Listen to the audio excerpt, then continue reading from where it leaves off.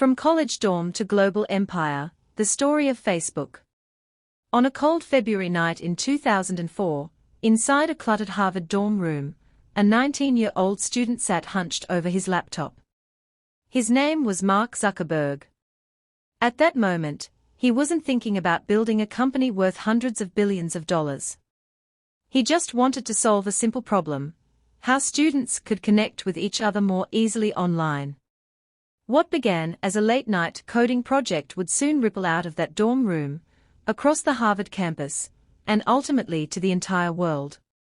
The spark in a dorm room. Mark had already gained a reputation as a brilliant but rebellious programmer.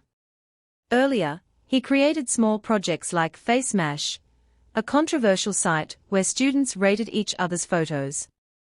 The site was shut down within days, but it hinted at something bigger. People were hungry for digital ways to interact and compare themselves.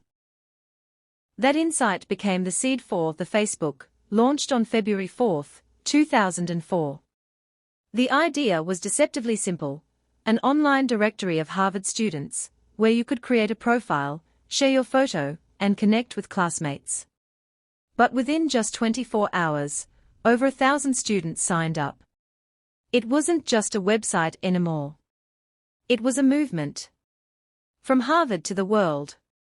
The overwhelming response convinced Zuckerberg and his roommates, Dustin Moskovitz, Eduardo Saverin, Andrew McCallum, and Chris Hughes, that they had stumbled upon something powerful. They quickly expanded the Facebook to other Ivy League schools, and soon to universities across the country. By the end of 2004, less than a year after launch, the Facebook had already crossed 1 million users. For context, the internet itself was still in its teenage years. MySpace was the dominant social network, but Facebook felt different. It wasn't messy or anonymous. It was personal, tied to your real identity, your real friends, your real life. That authenticity made it addictive.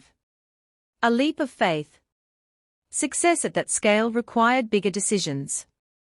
Zuckerberg dropped out of Harvard and moved to Palo Alto, California, the heart of Silicon Valley. There, Facebook rented a small house that doubled as their first office. It was scrappy, chaotic, and intense.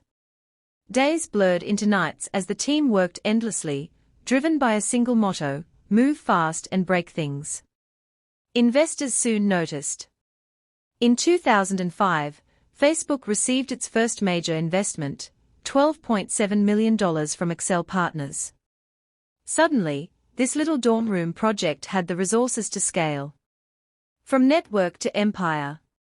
Opening Facebook beyond universities was the turning point. In 2006, anyone with an email address could join. That decision transformed Facebook from a campus tool into a global platform. By 2008, it had overtaken MySpace as the world's most popular social network. But Facebook wasn't content with just connecting friends. It kept evolving. The news feed in 2006 changed how people consumed updates. The like button in 2009 gave people a new way to engage. The mobile app ensured Facebook lived in your pocket, 24/7. Each feature pulled people deeper into the ecosystem, making Facebook not just a website, but a daily habit. The power and controversy. By the early 2010s, Facebook had become a global empire, with hundreds of millions of users. Its influence grew so vast that it started to shape politics, culture, and even revolutions, as seen during the Arab Spring.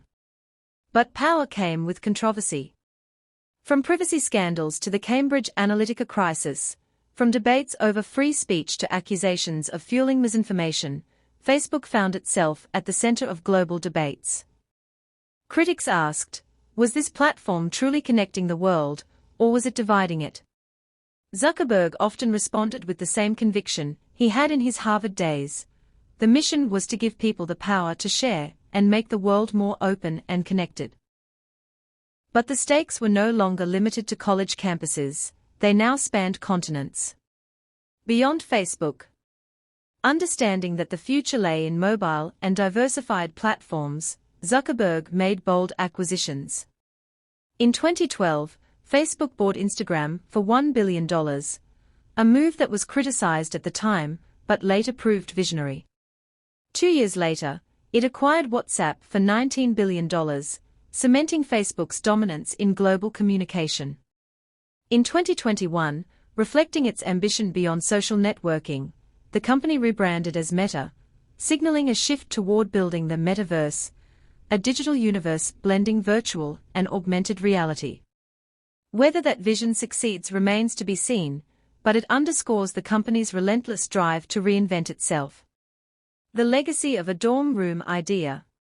Today, more than 3 billion people use Meta's family of apps, Facebook, Instagram, WhatsApp, Messenger, every month. That's nearly half the planet. What started as a small website to connect college students has become one of the most powerful companies in history.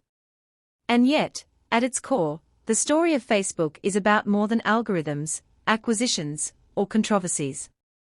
It's a reminder of how a single idea, born in the quiet of a college dorm, can ripple out to touch billions of lives.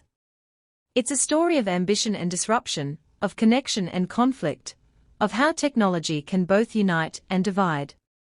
Most of all, it's proof that sometimes the simplest ideas, driven by relentless execution, can reshape the world.